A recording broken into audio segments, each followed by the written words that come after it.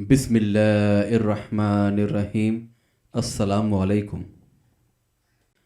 आज मैं आपको बताऊंगा कि क़यामत की पहली निशानी क्या है। अल्लाह तबारक व ताला ने 1000 किस्म की मखलूक़ात पैदा की हैं।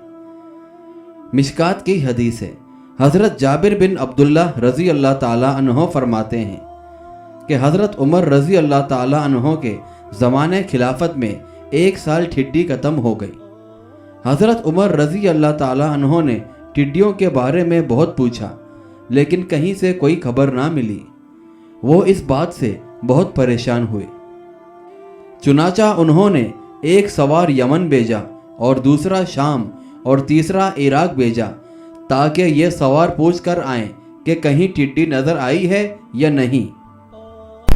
जो सवार यमन गया था वो वहाँ से टिड्डियों की एक मुट्ठी लेकर आया और लाकर हज़रत उमर रज़ी अल्लाह ताला अन्हो के सामने डाल दी।